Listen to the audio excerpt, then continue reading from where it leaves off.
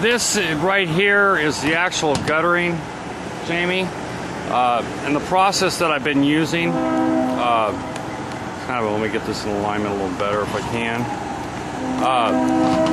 Is as you can see the old tar, you see how there's a big crack there? Most of them aren't this bad. This one here is most definitely has been leaking. And so what I've been doing is I'll take and where there's excess stuff, I'll knock it away, all the excess tar. Kind of see how that's all crumpling apart. Not too hard, because well, if it's too hard you can puncture the copper, but it all comes off pretty good. Like this area here, just kind of chip it off. But I'll go ahead and chip this all off real quick, and then I'm going to show you. Then I take the grinding wheel and I clean the metal before I apply a two-part process, and I'll be right back. Okay, this process here is, the reason I'm doing this is you can kind of see how the copper is now all ground up. I want the surface to be as unexposed and without other debris on it, because it could, once you put it down, it can lift up over time. So what I do is I clean the whole joint thoroughly, and I leave little tiny spots, like little tiny ones there. You can't go too deep. But that just makes a good prep job, and just kind of show you how it works real quick.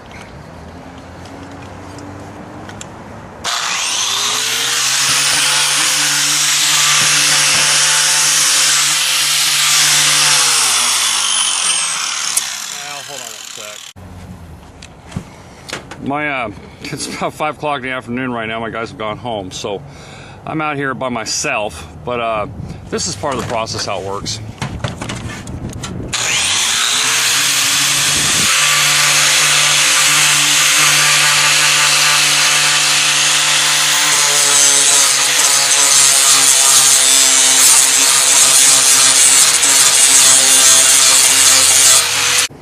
Okay, here we are again. This is the cleaned area, and what I'm going to do now, after I applied the material, I'm going to take it's a piece of fiberglass is what it is. Fiberglass, this is a tightly woven fiberglass, but it's real flexible, so I can get around corners with it and go up and around stuff. So what I do is I apply this down like so.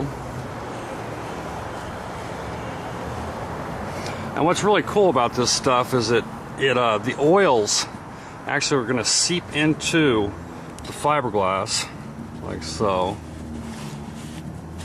I want to get that right in the middle of here's where the old seam is at. So take that like so. Come up over here.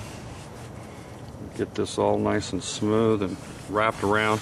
Now what I'm doing is I'm just going to pat it. And as I'm patting this right here, the oils are actually coming up and seeping through the fiberglass. Now what's going to happen is on a warm day, now this is going to get coated on top. It's going to get coated on top.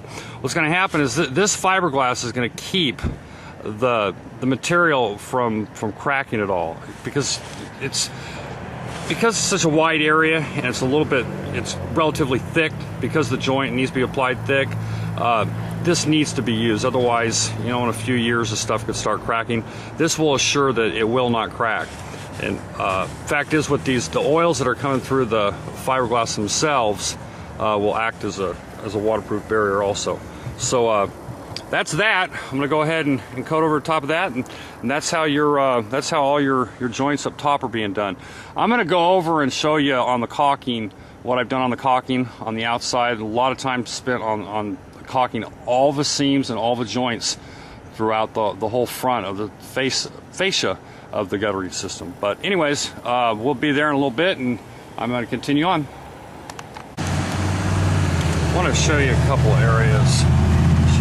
About, I don't know if you can see that very well. This is the size of that crack. That's completely no cement at all in it right there. This is basically over one of the windows. You can see how the concrete's just completely missing around the whole window. See how deep that goes down? I don't know if you can see that, but it really, there's nothing in there. It goes all the way in. Leakage. Now, we find out if the roof and the guttering is done, if this is leaking. But I don't, you know, there is a brick wall behind that, so that could be keeping everything out. So it's just a matter of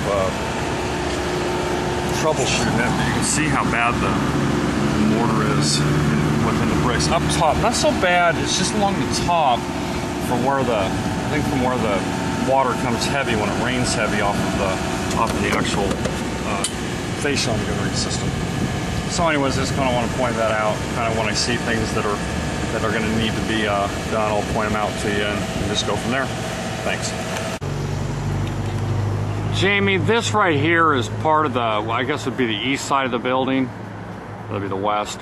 But you can see this valley right here. I'm going to dial in up here. But you can kind of see what kind needs to get done. You see those where they overlap, the valley overlaps. It's up here too. There's some serious crackage, and it's the same at the top. The top is really needs some definite workage. The rest of the roof looks real good. No broken tiles really. A couple little areas right up at the top that need a little bit of reworking done, where it's cracking. What it is, they didn't use a mesh when they put the cement down, the plastic cement. You need to always put a mesh, otherwise it'll crack. This side doesn't look too bad. Anyways, I just kind of want to point that out, what's going on this side of the building. See how it turns, see it says REC? Yeah. Okay. Hi Jamie, how you doing? This is Sean again. I just wanted to send you kind of an update, or not rather an update, but kind of tell you what needs to go on and continue on to seal up the building. The main thing is the roof, of course. There's an area there that's completely missing. I believe we have the tiles for them. I'm still going to do a count, and I'll get back with you on that.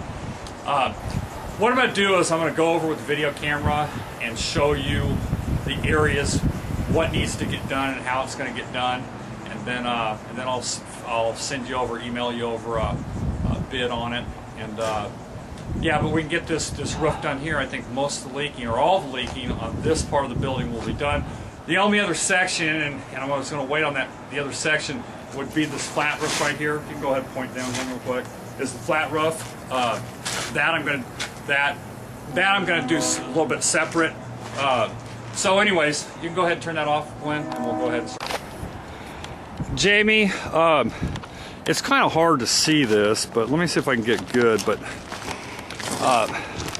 this, of course, is the top of your roof, and this is where the red tile has not been, Spanish red tile.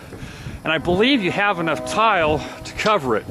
As you can see, it's definitely leaking in here. The main place it's leaking is in this valley here, and what needs to get done is up underneath the tile. It's kind of hard to see it, but every single one of these has to be resealed, and it goes all the way up. In order to seal the building the way it needs to be sealed, everything has to be resealed. Because if you miss one, you can see kind of little holes in there. If you miss one, you got one leak, and it's going to leak. And so everything has to pretty much be resealed up here on this roof. This is looking pretty good. It's going to have to be resealed in a few places. I don't see, I'm going to do this. This is going to have to be resealed. The whole glass component here. You can see down here the cracking. It's pretty extensive. That gets all ground away and all resealed. It's just, yeah, and over here, same deal, the whole thing. There is a lot of resealing to be done up here. Of course, the guttering's done, so that's a great thing.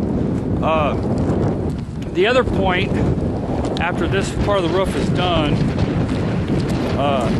let me show you around here. You got cracking. That all has to be resealed up. The other part is your chimneys. When I did an inspection on, when I was in the attic, I did an inspection. There is leakage going on around the chimneys, and you can see it. All these